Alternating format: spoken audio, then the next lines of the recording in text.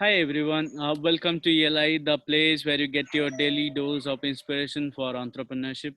And today we have with us Mr. Gautam Ravindran, founder at 360 Degree, a organization that is creating and supporting social entrepreneurs from student communities. Gautam is a graduate of Kerala Law College and has worked as a founding member of Volunteer for India. Hi Gautam, welcome to ELI. Thank you so much. Thank you for having me here. Gautam, I would request you to introduce yourself to our audience, please. Hello, everyone. My name is Gautam. I am based in Kerala. As said earlier, I am the founder of 360 Degree, a non-profit based in Kerala. I'm also one of the founding members of Volunteer for India, which is a pan-India volunteer network that was initiated earlier this year. So, over the past 6 years, I've been working with 360 Degree towards a lot of social initiatives, and I'm looking forward to discuss all of that with Priya today. Gautam, let's start with telling our audience what is 360 degree about. What is it? So 360 Degree is basically, one of the biggest dreams I've been chasing for the last 6 years. We started off as a photography group while I was still a school student. Then our only aim was to ensure I got together 5 other youngsters from my city with the aim of learn from each other and putting our skills to some use. So we did a couple of photography exhibitions from where we raised a little money, and we used that to do a little bit of charity activities. And this led to me thinking, if it is just the 5 of us doing, if we can get a bigger group of passionate about giving back to the society, we might be able to achieve a lot more. So that was basically the inception of 360 Degree as a non-profit organization. Um we registered in 2016, and since then we've been working on various social issues for the last 3 to 4 years. We've delivered at least close to 20 causes so far, 20 projects we've completed so far, out of which close to more than 5,000 students and other individuals have been benefited out of it. So, like I said, it was a small dream in the beginning, and once I started chasing it, it kept growing, and it took me along with it. Okay. Gautam, let's start with the questions. First, I would like to ask you.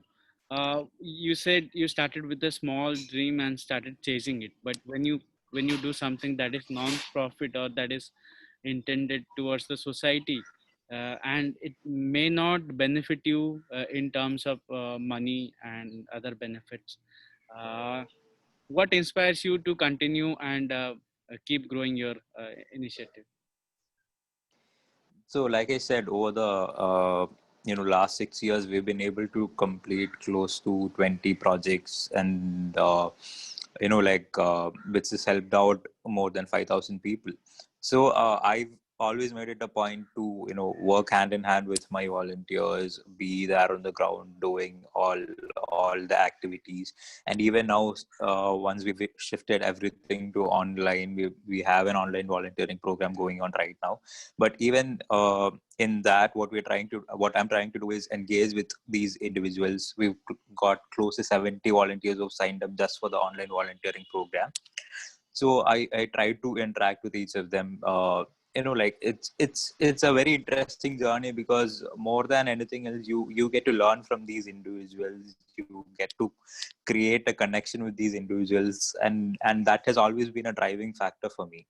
So and moreover, there is, I am not sure if it's if I'll be able to explain it, but there is this sense of satisfaction and joy you get at the end of each project and each campaign that you do. That has always been one of the biggest motivations for me to take this forward. Okay. Gautam, I'd like to know, uh, is there a chance of monetary gain as well while continuing as a social entrepreneur?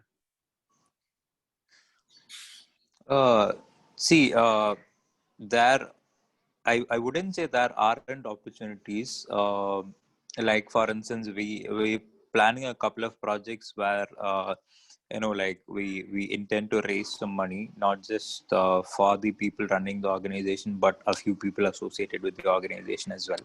We're planning on a project where we're collaborating with a few other NGOs in the city, and we're working on setting up a couple of clothes bag stitching units because one of our projects is focused on fighting plastic pollution, whereby we aim to support close to 30 to 40 women, to find income for their families and at the same time generate a little income for the organization as well. Um I I personally don't see this as a way to make money, but at the same time, if I'm able to support maybe two or three people through this, I'd be more than happy. So there have always been ways. We haven't really started pursuing it yet, but like I said, this the clothes bag manufacturing unit would be the first step towards it. And there are always ways to connect a non-profit with ways to earn income. I feel it is not true when people say working in a non-profit industry it means you get nothing out of it, which is very false. Okay, that is very interesting. Gautam, now let's get deeper into it. I'd like to know how essential is social organization for a society, especially a society like India. So we've got I guess we've got lakhs of non-profit organizations registered in India. But wherever we look, there are still a lot of social causes that haven't been touched yet. And like every day we hear of new issues coming up, and for the same reason we see a lot of new organizations coming up as well. So I personally feel more than having a lot more social organizations, getting together these organizations, creating a network, and ensuring that we are able to fight all these pertinent social causes is the need of the hour now, because there is that uncoordination. This the whole social sector is very uncoordinated. There might be four or five very large organizations doing their part, but apart from that there are numerous very very small organizations doing very relevant but small scale work within their cities or within their states. If coordinated, I feel we could achieve so much more, and bring all these organizations to their full potential. So I that was one of the reasons why I was very much excited about Volunteer for India as well, because that is one thing we're trying to achieve through Volunteer for India: create a pan India volunteer network, connect all these volunteering organizations, and strengthen the organizations as such. As individuals, there's a limit to which each organization can do, but once resources come in, the networking comes in, it becomes a lot more strengthened. Uh, I can give you an example. Like even for Volunteer for India, we've got 33 founding members from across 20 states in India. At least 15 to 20 of these people are individuals who are running their own organizations. So once these people have come in, uh, one benefit we've felt is like our networks grew bigger. When even if we did not have a resource, we could always reach out to one of these individuals and ask for help. So that I feel is the need of the hour, creating the connections, and at the same time also nurturing young individuals to if they have ideas of of how to create a social change on any particular social issue, enable them to do it, give them that platform, and without having the hassle of setting up their own organization and then making it grow and stuff. That is again something that we're trying to do at 360 degree as well. So I feel more than having a lot more social organizations, creating these connections and enabling youngsters to just to focus on social issues and giving them platforms to work on would be a lot more effective at this point of time. But coming back, I think I went a long way away from your question. Coming back to your question, see, like I said, even with lacks of organizations here, there are still a lot of issues that have been untouched. So everyday people need help, and for that, I need a lot of people who are interested in giving back to the society have to come forward and keep giving to people.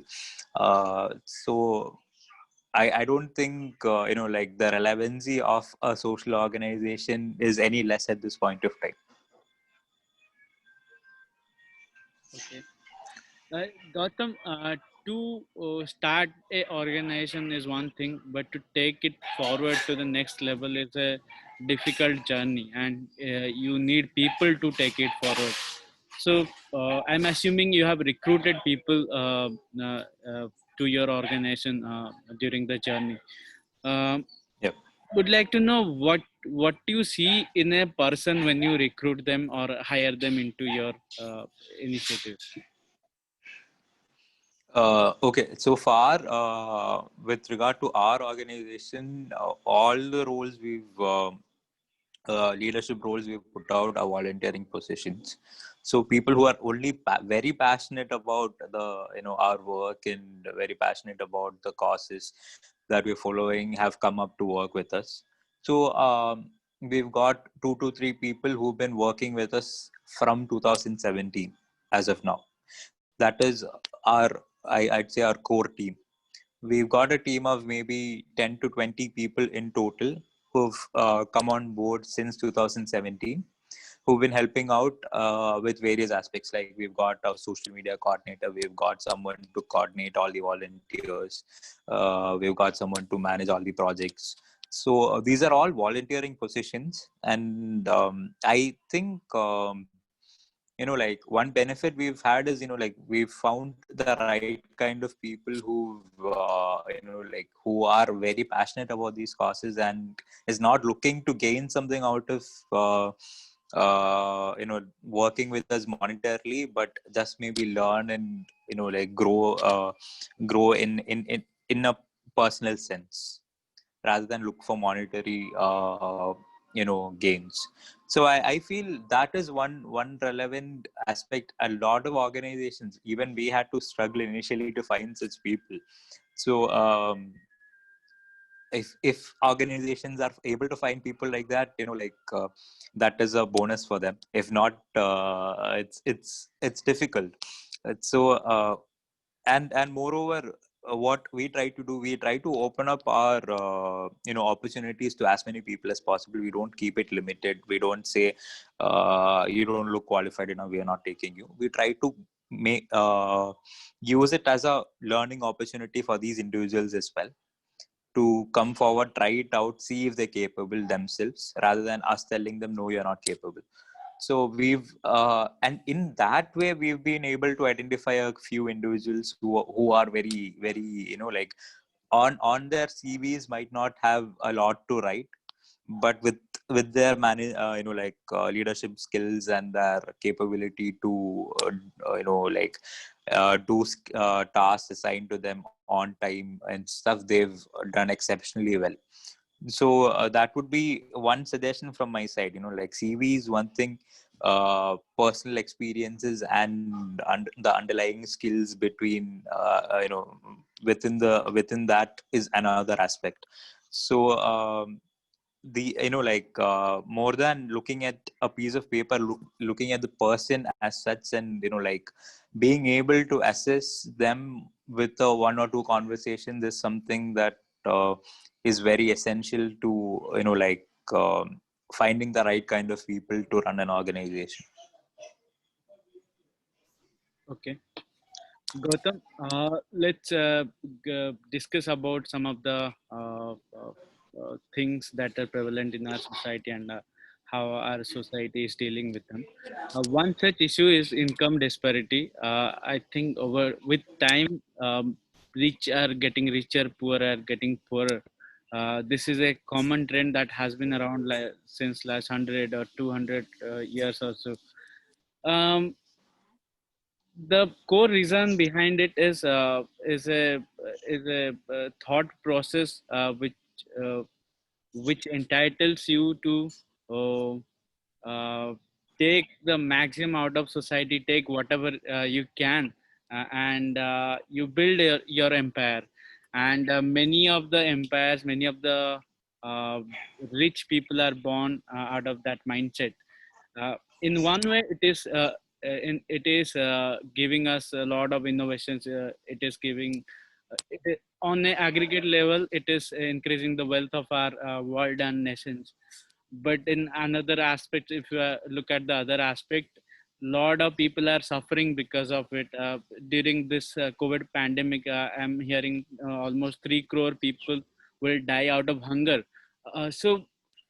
What do you think our world is moving towards, and what can be a solution to the problem I just mentioned to you?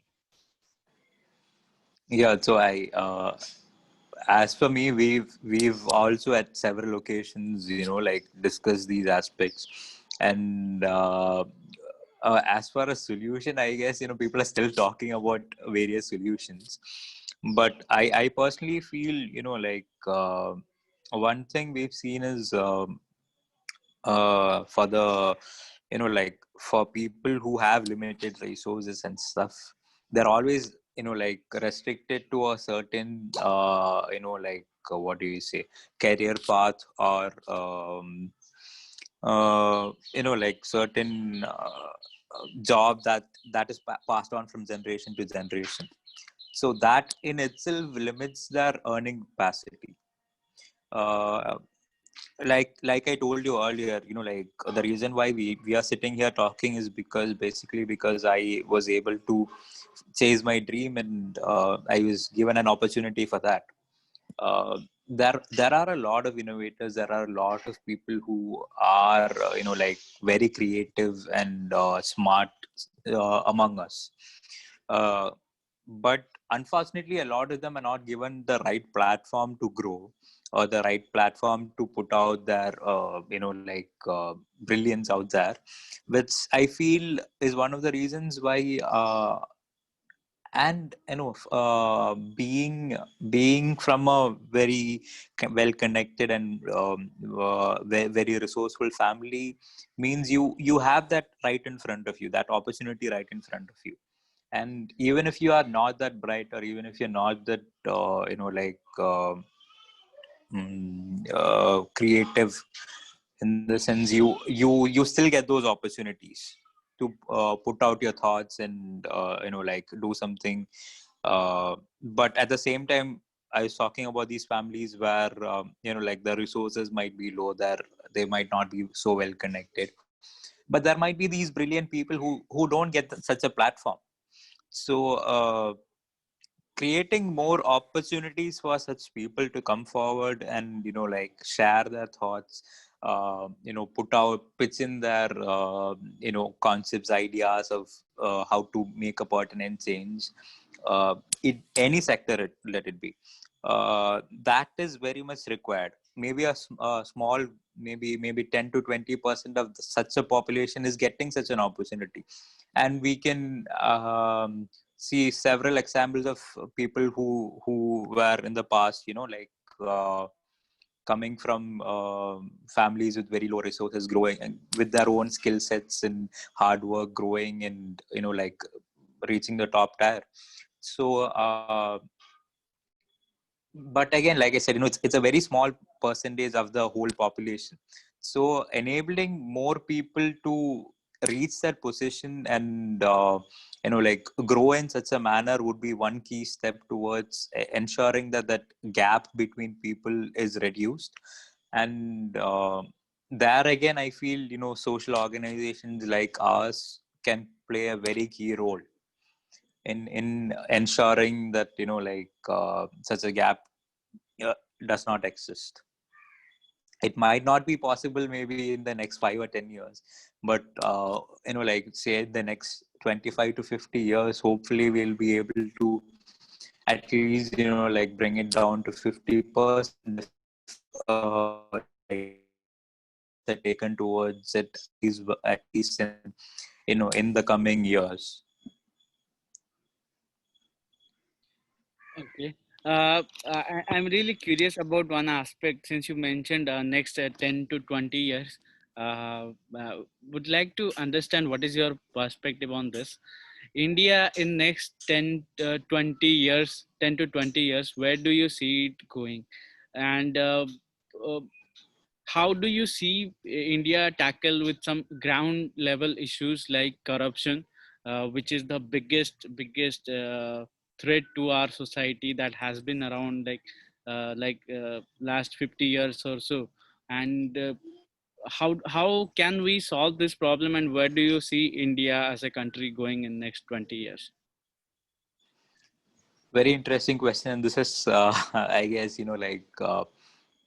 something very, very close to what we're working with as well. We believe that, the youth of today can make a huge difference in the next 20, 25 years for a country.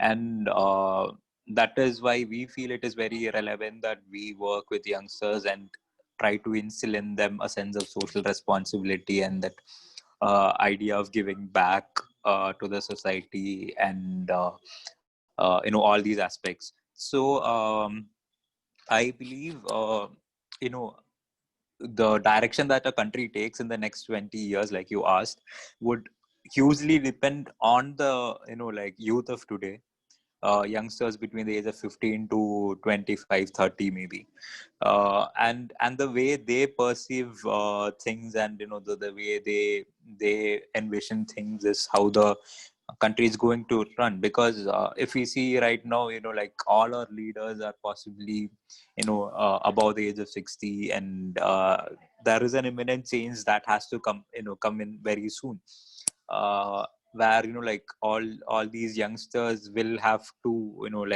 assume positions of leadership in the coming years. So to groom them from a very young age, and to teach them the difference between right and wrong, and not to blindly follow anything that is put out there, is one key thing that has to be taken up, not just in by organizations like ours, but in schools and at homes as well. uh, and I feel that would be the very crucial step towards this very pertinent change. So I mean, I can, if this happens, I can see a very, very, different India in the next 20, 25 years. If the youth are able to take charge, and, bring about these transformations, and provided they are, groomed from a very young age, and is, given that platform to see things different from a different perspective, and, they grow up with kindness, and that sense of giving back. But will they do it? I'm just thinking out loud. Youngsters and students are not corrupt. They are just like any other kid in any other part of the world. Uh, but after they graduate from schools and colleges, they come back to the society for pursuing livelihood, doing some work, and they get into a corrupt society and they start getting corrupted. Sometimes I wonder who is doing corruption. Is it many a times we blame our politicians, we blame our celebrities about nepotism and all, but is it the corruption they are doing corruption, or are they just a reflection of our corrupt mindset as a society?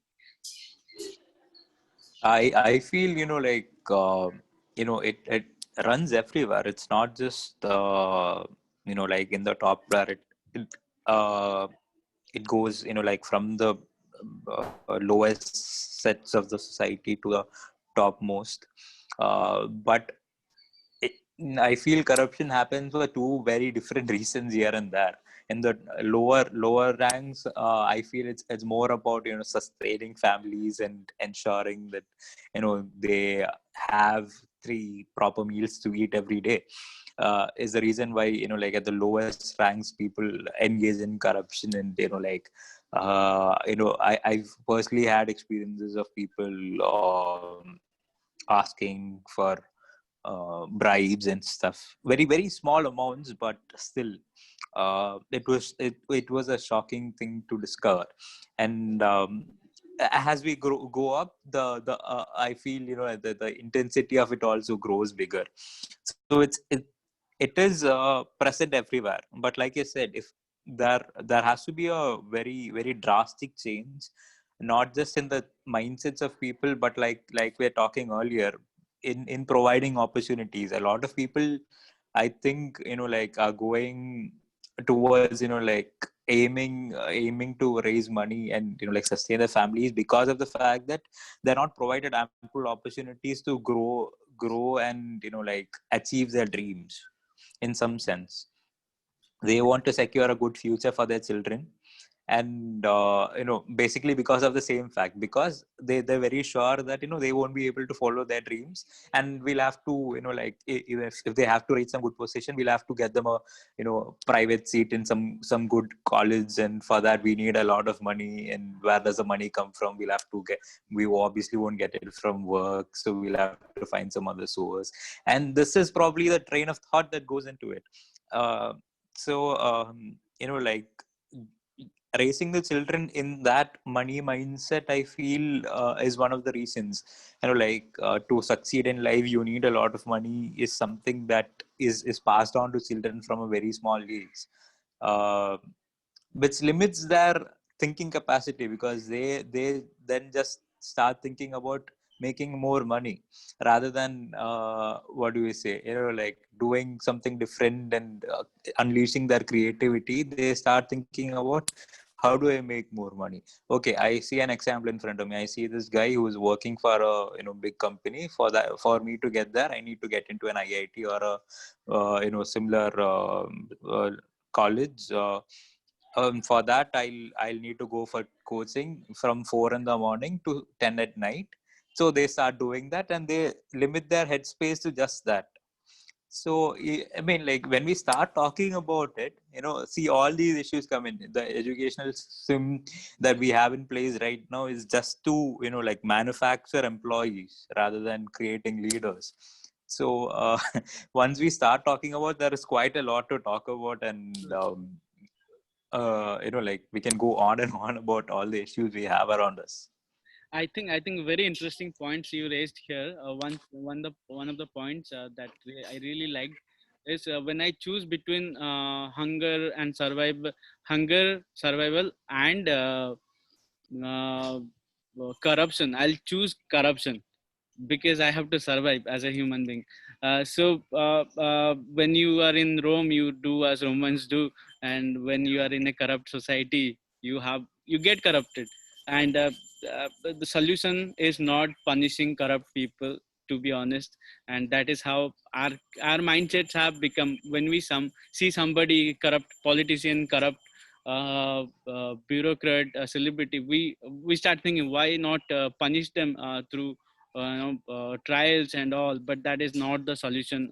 We as a society have developed in, and we have to solve the root of it rather than solving the symptoms. Moving on to our next question. It was a bit off topic. So would like to know, Gautam, what are the challenges you face along the way while building this venture? So like I said, I started off very young. Okay. And so back then, a lot of people, I had a lot of people telling me, see, you're too young to do something like this. You'll We've had so many years of experience, and from that we're telling you, you probably won't be able to do this. uh, so like if I were to listen to it and step back, I probably wouldn't be sitting here today.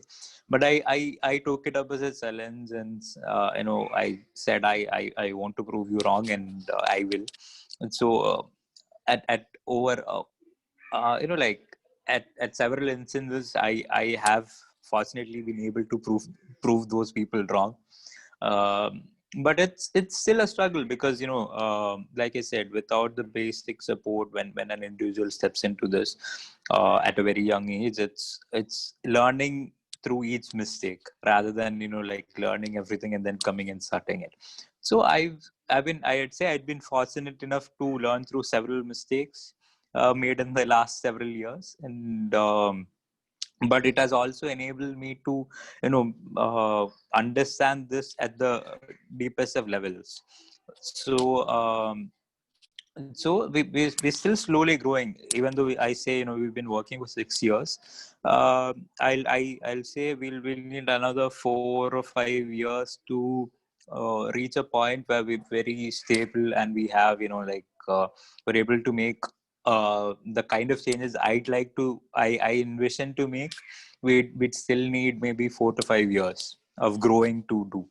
Uh, despite that, I feel like it is those tiny steps that we take forward that is pushing me forward. uh, one very relevant issue I'd say is uh, finding the right people to back you for any social cause, to for any social organization to succeed, and for any social cause that we pick up to be successful, we need to have the right backing. It not just with manpower, but also with the resources, and like even the financial backing has to be there, because like one thing I've realized is everything needs money in it to work.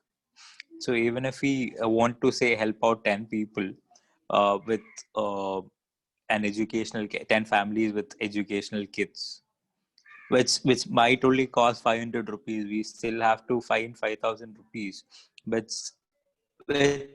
I feel is very hard to come by unless like you have very steady donors and stuff.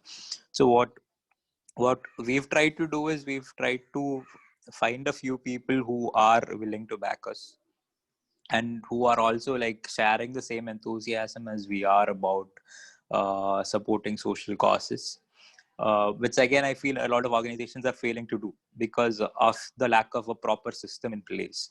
uh, so these are all challenges, like even at the budding stage, like not having the right kind of people to back you and support you. uh, and even if people like push on from that stage, it's basically because of their own drive, and they keep themselves motivated.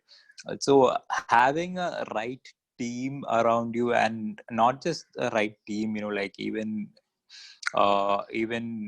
the family has to be very supportive. The other people around you, like if you're a college student or a employee somewhere, your bosses or your teachers have to be supportive of you. So these are all aspects that I had to fight through to get to this point. uh, and I guess like it is prevalent everywhere. This is still seen as something people who have a lot of money do. That is one of the biggest problems. uh, why are you working on a social cause? I've got this question a lot of time. Why are you working on a like NGO? That's what rich people to do, is something I face quite a lot. So um, and so what I've always told those people, is that it's for anyone to do, as long as they are motivated and is passionate about like giving back. And because it's not just money you get out of this. It's a lot of experience. You get to learn a lot, you get to grow as an individual quite a lot. I've often told this to people. I tell, maybe like the person who's talking to you right now isn't the Gautam who existed maybe 3 or 4 years back.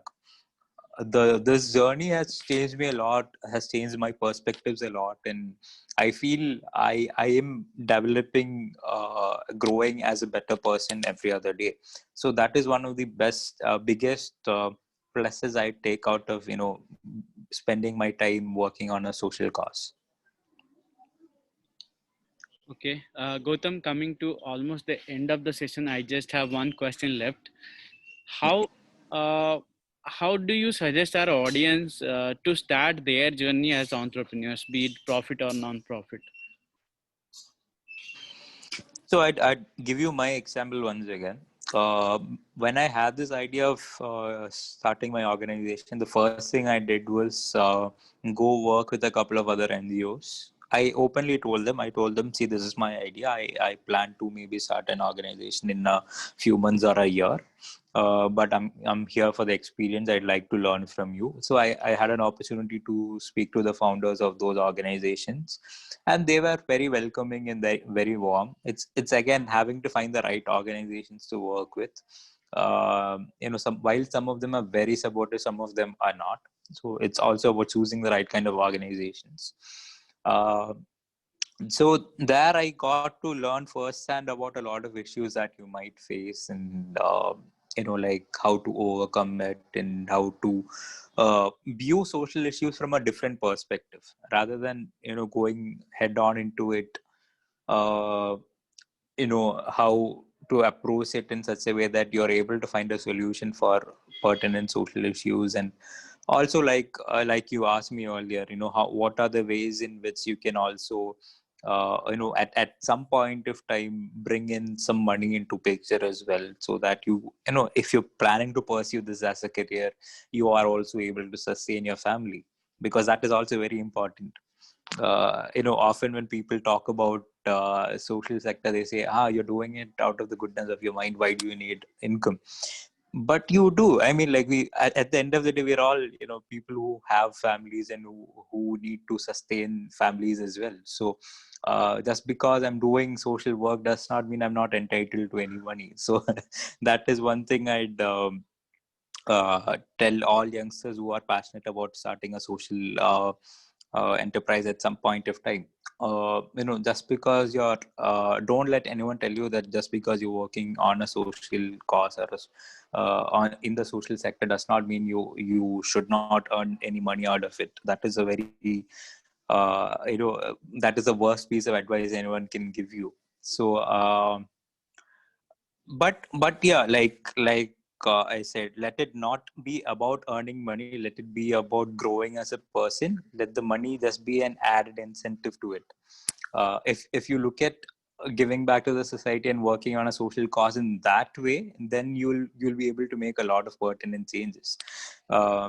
So you can start off by working with a few other organizations, getting some experience out of it. And then like, the first thing you have to do is to have a vision. See, this is the cause that I'm passionate about. This is what I really want to make. This is the one area where I really want to make a change in. And then start developing a solution for the same. This is how I'm going to make the change. This is how my organization will work. Then create roles. These are the kind of people I need to back me. These are the kind of people who I need to work with to make this change. Then identify those individuals. It might take some time into doing that. Don't jump into the first person you find just because they're interested in doing it. Take some time to create a core team around you to ensure that they'll stick by you through thick and thin. You just don't need them for the glory days. You just don't need them on the days where your pictures will be published on the newspapers. You need them on days where you are in difficulty and you're struggling to raise funds as well. So these are all very important aspects that you need to focus on, starting off an organization. Then I guess like, once these baby steps are done, it's up to you guys, the direction you take. And by that time, everyone will have a definite idea of where like you'll be going. And I think you'll also start building a small circle of a small network of people whom you could always talk to from other organizations as well. So it isn't going to happen over a day or a week or a month or even a year. It might take a few years of work to even get to a very small growth. What I've seen is, like one thing to wind up. What I've seen is, like a lot of people coming to work in a very small organization or starting a small organization, looking at the biggest of organizations. They look at, hey, these people are doing a lot of work. They're getting a lot of support. We should do something as well. But then what they don't realize is that they reach there through maybe 20-30 years of hard work. But like unless you are ready to put in that amount of time and effort, you probably won't get there, and you'll be very disappointed if you're just looking at like reaching there very like in a matter of maybe 1 or 2 years. So this is what I'd say to anyone who's about to step into starting their own organizations or is trying to make a change. Well, on that note, I'd close this session, and it was a great conversation, to be honest. It was a pleasure to host you, Gautam. It was very I mean, I enjoy the entire process as well. So thank you so much for having me here and giving me this space to talk. It's a very open I mean, it's a very open change for me as well to talk about things outside of work and have a small discussion on relevant social issues. So thank you so much, and all the best to you. I hope I you are able to achieve your dreams as well in the coming days, and hopefully we'll talk more and we'll see where we can like work together as well. Thank you, Gautam. Viewers, you can follow and connect with Gautam on LinkedIn by searching for Gautam Ravindran. Also, do visit their website 360degreeno.com. That is it for today's episode. We will be back with another exciting entrepreneur. Stay tuned to ELI.